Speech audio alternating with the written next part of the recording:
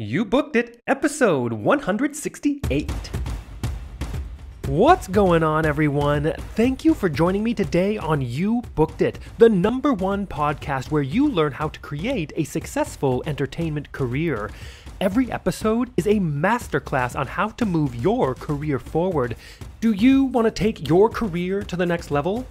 As a listener of this podcast, I am offering you the opportunity to work one-on-one with me to build the foundation of what you need to create a successful career in today's world. Regardless if you're starting out or you've been doing this a while, I've got you covered. Look, when I entered this industry, I went to the #1 school in the USA for musical theater, graduated with an insane skill set, and zero clue about how to actually make my skills a career. I lost years of momentum because of it. Do not let this happen to you. That's why I created this podcast. That's why I'm making you this offer to coach with me.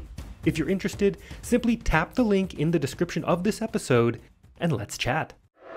Okay, let's get started. I am excited to introduce my guest today, Kelli Youngman. Are you ready for this, Kelli? Yes, let's do it. Brilliant. Kelli began dancing at the age of 3 and received her BFA in dance from Fordham University. She made her Broadway debut in the Tony Award-winning revival of The King and I at Lincoln Center and was assistant dance captain for the first national tour. After performing all over the country, Kelli returned to New York City to join Anastasia on Broadway as Tatiana Romanov. In 2019, Kelli was in the world premiere of The Flamingo Kid, guested as Connie in A Chorus Line at MT Wichita, and played JoJo in Newsies at Arena Stage. Kelli, that is a quick intro of who you are and what you've done, but why don't you tell us a little bit more about yourself, fill in the gaps, and a little bit more about what you do as a professional in the entertainment industry? Of course. So I'm Kelli, and I currently live in Harlem in New York City. I grew up in North Brunswick, New Jersey, and was actually adopted from Seoul in Korea. Cool. I grew up as one of 7 kids, so that was definitely fun. And yeah, I started dancing when I was 3 years old in a mommy and me class. I got to always dance with the teacher because I have a sister who's really close in age. So she would dance with my mom. I would dance with the teacher. And ever since then, I've been dancing. Like you said, I ended up going to Fordham University, where I got my BFA in dance and studied at the Ailey School. And yeah, I'm living the dream in New York City. Very cool. Well, let's dig into this first section here. And Kelli, look, I am a sucker for a good quote. What is your favorite quote you'd like to share with everyone? Quote for a long time has been, "Everything happens for a reason." And I know it can seem a little cliche on the surface, but I find that when you really just accept things as they are and that things are unfolding exactly as they should be, it's always led me to have more faith and confidence in knowing that I'm exactly where I'm meant to be. Yeah, absolutely. That is a quote that comes up quite frequently here. And I think it's absolutely true. But the simplicity of it is, I think, the best part of it, because it really does say it all, doesn't it? Yeah. I'll share another quote that has been on my mind lately, or maybe it's more of a mantra, but recently I've been thinking a lot about the idea that I was where I was, and now I am where I am. And I think it helps me to really stay in the present moment. I think there's always value in looking backwards and seeing how things worked out or didn't work out. But I think when you start overanalyzing things and start thinking, oh, I could have done something differently, or maybe something else would have happened if. But I think if you just accept, again, going back to that acceptance of that's who I was then and this is who I am now. And in the future, it leaves room to grow and be whoever you want to be as well. Yeah, for sure. I say something, well, I guess it's a little bit different, but it's when if I'm feeling like I'm a bit nervous about a thing, like whatever it is that I'm trying to go out and do, if it's performing or whatever it is, I always remind myself, the time is going to come, the time is going to go, and something will have happened, right? And For whatever Yeah. reason, that reminded me of I was where I was and I am where I am. It's so simple because we can get so caught up in all the what ifs, right? You just Yeah. got to do it. Everything is, you are where you are in this very specific moment in time, and being present is super difficult, but it Yeah. really is a key to making this career work for you, being in those auditions and having good auditions, good performances, everything. It's all about being present. Yeah, 100%. And I think it also just helps to release the expectations of Mm. enjoying it and enjoying the process, which again, like you will see that I am like, and I have an abundance of cliches that I live by, but that's definitely one of them is just what will be and being okay with that. For sure.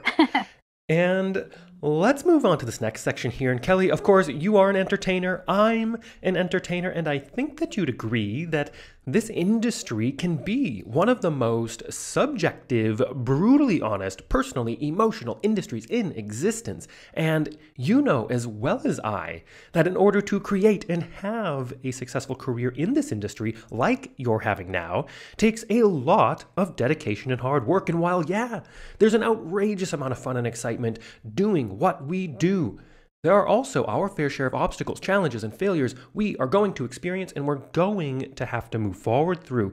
So tell us, what is one key challenge, obstacle, or failure you've experienced in your career, and how did you come out the other side better because of it? I guess I'd have to say that the biggest obstacle I had was really my own identity. So, as I mentioned, I was adopted from Korea and obviously I'm an Asian American woman, but I had trouble finding my place in the industry in the beginning. I think a lot of times people perceive diversity, or what am I trying to say? I think a lot of times people have this idea of what roles or stereotypes you should be playing based on your look, your background. And I think it's exciting because we are in this time where things are starting to shift and hopefully change is coming. But again, I think in the beginning of my career, I just wasn't comfortable with who I was. And I was really fortunate to make my Broadway debut in The King and I, which helped me to embrace myself in so many ways and to go into this industry with more confidence about being an Asian performer and seeing that is special and that's something that is an asset. I think a lot of people tend to have the perception that we're at a disadvantage or that we're going to be limited. But I think some of those limitations come by what we are telling ourselves and what we think is possible. So I think once I really embraced who I was, it helped me to open up what I thought was possible for me in my career.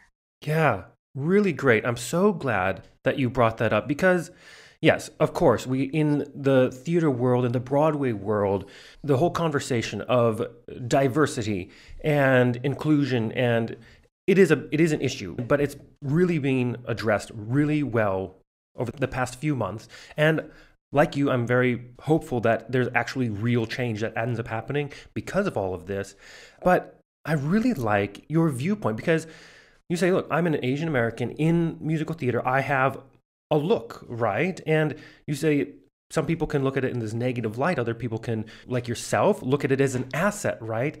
And it's really the way you look at that. It's two sides of the same coin. You can take the opportunity route and the positivity route. And what this is something unique about me. This is what I can offer to the entire industry. And to have that mindset is so much better. It's a much better place to be moving forward. And I think when you take more positive mindsets and you go, this is the what is life has handed me. I can't change who I am, right? Mm-hmm. Let's move forward. How do I roll with that? And that's when more opportunities begin presenting themselves instead of all you're seeing is obstacles everywhere you look. Right. And again, I think it just, what you think about is what's going to start manifesting in your life. Hmm. And truly, like, I ended up playing Tatiana Romanoff in Anastasia, not an Asian character. I Right. was in The Flamingo Kid, which is a Jewish musical about a beach resort. And then I ended up playing JoJo and Newsies all in 1 year. And again, it just goes to show that when you start changing what you believe is possible, the things around you and your life will start to shift. 1,000,000%. Thank you so much for that. I love your mindset on that and the way you look at everything. It's so important. And I think it's so important for everyone that's out there listening to that to rewind that, listen to that again, because that's brilliant. Thank you. And let's move on to a time that I like to call your spotlight moment. That one moment in time you realized, yes, I am going to be an entertainer for a living, or maybe it was, yes, this is what I need to be doing as an entertainer. Tell us about that.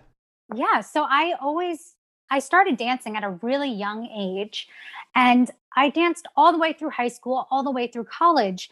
When I went to Fordham, I started thinking that I really wanted to focus on concert dance. So I was really training in modern and ballet and contemporary, just like a lot of different concert dance styles. So I thought I was going to be going the company route. When I graduated college, that didn't really pan out for me. And I started getting a little confused about where I fit in the industry. But again, I grew up at a dance studio that did everything. We did musical theater. When we were in like the top companies, we had to train in voice and acting. So I had a kind of musical theater background. I actually had applied to colleges for musical theater because I knew that singing and acting were I guess you could say, my weaknesses, like that they weren't my strengths. Right. So I had applied to college to major in musical theater, and I didn't get into any musical theater programs. So that's why I ended up going to Ailey. Again, I totally ended up where I was meant to be. But when things didn't work out with concert dance, I started going to more Broadway musical theater auditions. I had about a year that I really wasn't working. I was teaching and auditioning, but I hadn't booked a professional job yet. And when I finally I booked a cruise ship job actually, and I worked for a cruise line all around Hawaii, and then ended up doing a book show. I did Legally Blonde. And I think after that, I was like, okay, this is what I need to be doing. And I came back to New York after that, ended up booking my agent from an open dance call. And and then I just really went full force and decided that this was what I was doing. So cool. That journey is amazing. I love this industry. This is a big reason why I created this podcast as well, is to shed light on how people navigate this career, because it's not black and white, like say being a pediatrician or something like this, right? There's so many different aspects of this industry that we can go into, and how we find our path and how we find our way is amazing. Just like yours, wanting to maybe be a concert dancer and then to Broadway. That's wild and very cool. You mentioned that you booked a ship and you went and did a ship and then you did the book musical there. Talk real quick about your experience on ships and how your opinions of them as far as they fit into a career, or how they may benefit or disadvantage even entertainers. Yeah. So honestly, I am super grateful for my experience on cruise ships, because one, it just taught me so much about what it takes to be in a show. When I worked on my first ship, we used to have to do like our presets, our costume changes, our wig changes. We had like one dresser for the entire cast who was like our wardrobe supervisor. But again, it just showed me an appreciation for when I got to Broadway and had someone helping me and doing all these things. I was like, wow, I know that what they do is so integral and their job is so important and requires so much commitment. Like, I just found that I had a deeper appreciation for everything once I got to that higher, I guess that next level. But yeah, I thought it was a great first job. And again, I learned so much. It taught me to be really independent. It taught me how to take care of myself, because obviously living on a ship, you're confined to this one area you're just confined in your environment. So learning how to take care of yourself and stay healthy and exercise and just take care of yourself. Of course, some of the challenges were being away from home or doing long distance relationships and things like that. But especially for like recent college grads, I think it's great. You can save a lot of money. I know friends that came back with so much money saved after that. And Yeah, Yeah. I think it's great. I think it's definitely worth doing at least once and trying it.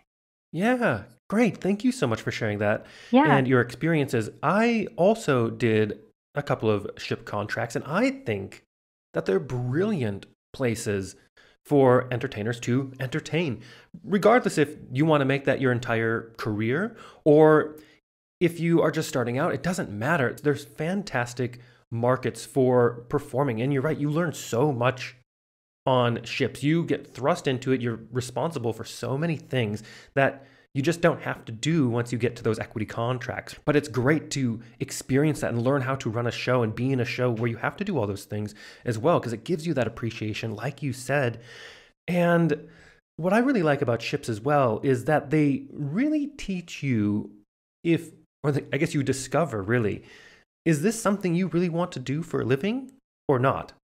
Because Hmm. you're really consistently doing the show. You get to practice a lot of different styles, all the things, and you can find out in a hurry if this is a career path that you really want to pursue or not.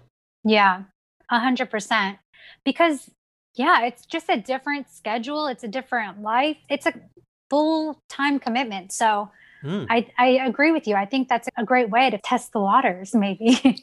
Yeah, for sure. And let's piggyback on that real quick and talk about your number one booked it moment. Walk us through that day, the auditions and callbacks, if they happen to be a part of it. What was going on in your life, and what about that moment makes it your favorite booked it moment? Okay. So, my favorite booked in moment is my Broadway debut. Oh, And yeah. this is because I literally manifested this in 6 months. Wow, really? I say manifested because I consciously decided I was going to be on Broadway. And then within 6 months, I made my Broadway debut. So this goes back to my whole idea and belief that what you think about is what manifests in your life. So the day that I booked my Broadway debut, I had actually gotten up and I was on my way to another audition that morning. After that audition, I got a call from my agents that said, they were saying, "Hey, Kelli, King and I wants to see you. They have an opening for an immediate replacement. Would you be able to go over there today?" And I was Oh. like, "Yes, of course. I actually just came from an audition. I have all of my stuff with me. I'm ready to go." For those of you out here, like out there, when you go to auditions, you always have bags and bags, of maybe I need these shoes, maybe I need these shoes. You bring so many options with you. So I had so many bags of stuff with me. And I was like, I'm headed to a class. Actually, at the Ailey School, they had an alumni class happening. So I was like, I'm on my way to class. I can go over after. Keep me posted. So I go to the class. I'm getting all anxious and excited. After the class, I'm getting ready in the bathroom and I'm like, okay, this is perfect. Like the Ailey School is really close to Lincoln Center. I was like, I can just walk over there and be ready, whatever's going to happen. So I'm waiting for my agents to call me back. And I actually went into the Time Warner building and I was seriously just standing. I don't know if you've ever been to the Time Warner building, but when you stand on the second balcony, you're like looking out into Columbus Circle. There's like these glass railings. And I was just standing there, like completely in public with my headphones on, doing vocal warm ups. I was like practicing my song, like looking out. They had all the Christmas ornament still up because this was in January. And yeah, I was singing, practicing, whatever. I'm like, now I'm getting tired. The day's going on. I end up going to Starbucks right outside of the Time Warner building. And I'm like, you know what? I'm going to get a coffee. I'm going to just sit, take a nap. I don't know what I was thinking, but I truly just hooked my bags on my arms and put my head down like an elementary school kid. Like I was taking a nap. And then I'm like waiting for them to call me back because my agents haven't told me what time I'm going. And it's getting later. It's 4:30. And I had been up for a 10 o'clock audition. So I had gotten up at maybe 7:30, 7 to get ready for that 10 o'clock audition. So I'm like getting super tired and trying to keep my energy up. I finally get a call from my agents and they're just like, "Hey, Kelli, we have you on speakerphone." I'm like, "Okay, that's weird." And all of a sudden, they're just like, "You're making your Broadway debut." Oh, cool. And I was like, "What?" I didn't even go to the audition. Like, I was supposed to go there that day. And I literally just got the call that I booked it. And like in hindsight, I see how everything worked out. And I had been like, granted, I had been in for them before, but I had never sang for them. And I don't know, I'm telling this story all out of order, but going back to that idea that I manifested, like I was working in a restaurant right before this. And when it came time for the holidays, I told them, like, I'm not going to be working Thanksgiving. Maybe I'll work one of the other holidays. I ended up quitting my job and giving my notice before Christmas. And I just said, I remember telling them, I need to put in my notice. And they said, oh, did you book something? And I said, yes, I'm going to be on Broadway. And they looked at me and they were like so excited. They were like, that's amazing. What show are you going to be in? And I truly looked at them and I said, I don't know yet, but I'm going to be on Broadway. And they thought I was nuts. So when New Year's came and went, it was that moment of, okay, I was supposed to be on Broadway by the end of the year. And I feel like I had that moment of, okay, I could either give up and think I'm crazy for believing this, or I can keep believing it and know that even if it didn't happen right now, it's coming because I'm going to be on Broadway. And then I ended up booking my Broadway debut literally like a week and a half into the new year, just from a phone call. That is so good and so unique as well. Yeah. Yeah, who would have expected that? That's so great. But I think also a takeaway is that you said, look, I was also in for them before, right? Yes. So they've seen you, they knew about you a little bit. And that's something that's also a huge takeaway is that you have to put in the work. Yes, you can manifest it, but you can't just manifest it and then sit on your couch and do nothing. Right. You have to move forward and take action towards that manifestation. And so great. And you have to continue to show up and do good work when you go into those rooms, and that you create that rapport, you create that reputation that surrounds you. They're like, oh yeah, she's solid. We just need to have another look. But if you don't have all of that past work, it's hard for things also to happen, right? And one last thing I'll mention about this, Dane, is that when I made the decision that I was going to be on Broadway, one of the things I did was that I started going to Greg Zane's class every Wednesday without fail at 9 a.m. So Greg Zane was the associate choreographer of The King and I. And through those 6 months, he started to get to know me. He saw that I was a capable dancer and all of those things. So exactly like you said, you have to still be doing the work along the way. But when you decide that it's going to happen, you start taking different action. You're like, what would I do if I was going to be on Broadway tomorrow? Would I be in the best shape possible? Would I be taking care of myself? Would I be ready for that opportunity? So I couldn't agree more with what you said. Yes, but would you be ready for the opportunity? You said it right there. Yeah. Yes, so good. And let's take a moment to talk about the present. What projects are you working on now? What are you looking forward to? And it's a weird time, right? We're amidst this global pandemic. How do you see the entertainment industry moving forward in the next couple of years? Yeah, that's a big question. At the beginning of the pandemic, I was supposed to do 42nd Street at Lyric Opera in Chicago in the spring. And then that got canceled. So I've been in New York this whole time, but definitely riding the waves of the pandemic. I think part of it, again, goes back to just staying focused and ready for whatever comes next, embracing the virtual auditions, embracing class virtually, and just staying as active and ready as possible. Because again, our industry will come back. It's just a matter of time. And not losing sight of that light at the end of the tunnel from all of this. But yeah, I mean, to be honest, I don't really know exactly where our industry is headed. But luckily, it's like not my job to figure out the how. It's just to know that no matter what, I am still going to be in this industry and pursuing this career.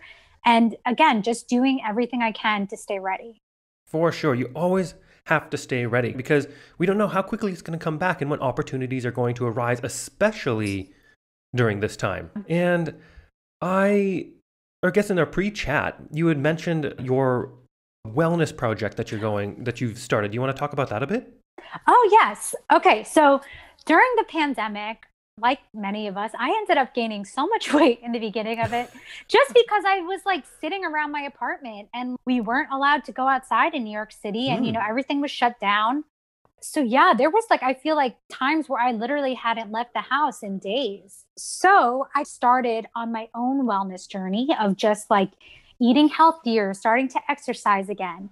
And this prompted me to become a nutrition coach.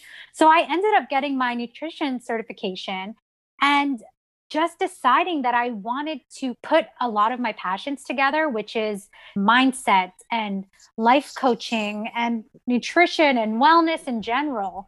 So I melded that all together and created my business, Kelli Youngman Wellness.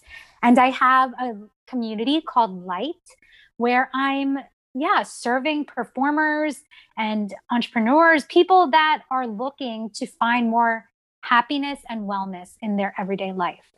So yeah, I've actually been creating an online course called the Performers Plan, which I'm going to be launching in January, which I'm super excited about. It just is all the information I wish I knew at the beginning of my career to really support myself and to allow myself to have the career of my dreams.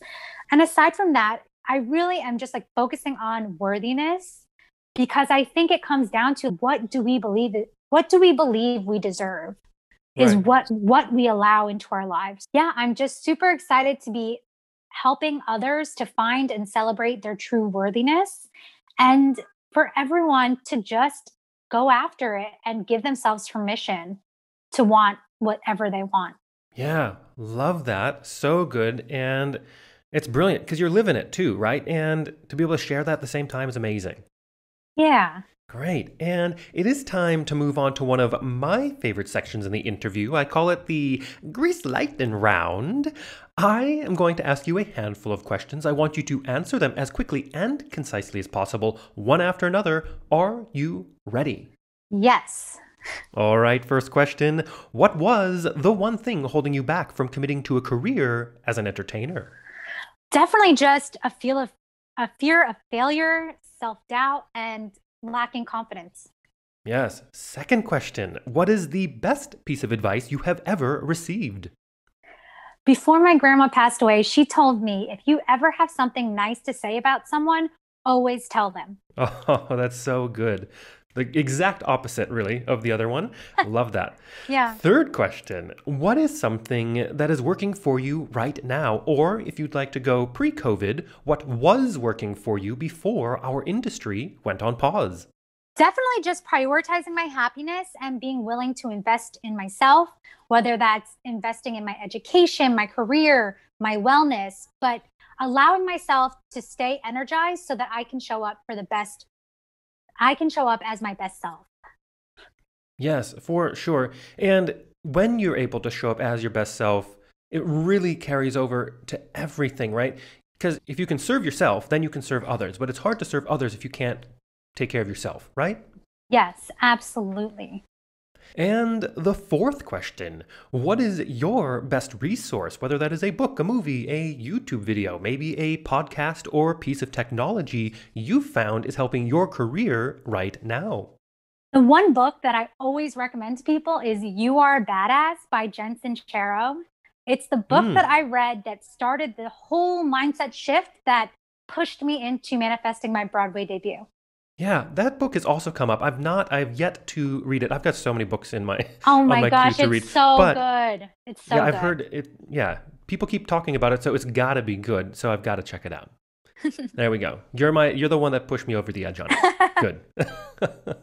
And the fifth question, if you had to start your career from scratch, but you still had all the knowledge and experience you've collected from your career in this industry, what would you do or not do? Would you do anything differently or would you keep it the same? I think this goes back to the idea that I said before of I was where I was and now I am where I am.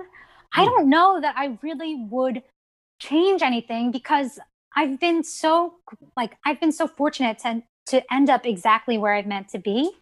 And I think maybe if I had shifted something, things wouldn't have happened in the same way. So I want to, I don't know if that answers the question, but I'm choosing to say no, I wouldn't do anything differently, except maybe just had a little bit more confidence in myself in the beginning.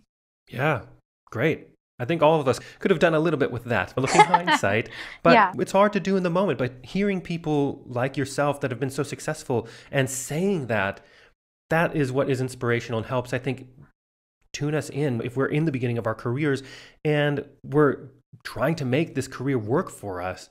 That, hey, people like Kelli, she is saying this, I wish I was more present. I wish I was a bit more confident going into this thing in the beginning. Those are things to really take heart of and see if you can work it into your life a bit more. Yep. And the last question, what is the golden nugget knowledge drop you've learned from your successful career in this industry you'd like to leave with our listeners? The thing I think I've learned the most is that it's supposed to feel good. You're supposed to enjoy it. And I think that there's this idea of the struggle, the hustle, and the grinding. And yes, like, of course, 100%, you have to be committed and be willing to show up and do the work. But I think there's a different energy between doing it from a place of alignment and enjoyment and doing it like out of fear and out of lack and out of this place of not knowing if you're good enough. So I would say I just want people to enjoy the journey and the process and lean into the uncomfortable parts because that's part of it too. That's such good advice. Everyone, please rewind that, listen to that. So good. Thank you. And to wrap up this interview, Kelli, it is time to give yourself a plug. Where can we find you? How do our listeners connect with you? Is there anything you want to promote? Yeah, so the best place to find me is on Instagram at Kelli Youngman or at Kelli Youngman Wellness. I have links to some free resources at kelliyoungmanwellness.com/links. And yeah, I really just want everyone to embrace who you are, what you're doing, and know that you are 100% worthy, capable, and deserving of whatever you want in your life. So that's it. Fantastic. And for everyone listening out there, I have put the links to everything Kelli just said into the description of this episode so you can easily connect with her. And also be sure to share this podcast with your fellow entertainers, coaches, teachers, arts and entertainment educators, and anyone you know aspiring to create a career in the entertainment industry. You Booked It is the #1 resource of expertise on how to actually create a successful entertainment career. Case in point, everything Kelli just talked about today, all of those really, truly actionable value bombs all through this episode. If you enjoyed it, hit that subscribe button so you don't miss the next guest. And Kelli, thank you so much for being here. I'm so glad we got connected. It's been a pleasure to have you on. Thank you so much, Dane. This has been so much fun. And I just love that you are putting this content out for people to, like you said, create careers that they love. So it's amazing. Oh, thank you very much. Thank you so much for joining us today. Don't miss an episode. Every guest drops more value and insight than any other resource out there. So make sure you hit that subscribe button. If you enjoyed this episode, we'd love to hear from you. Leave us a rating and review.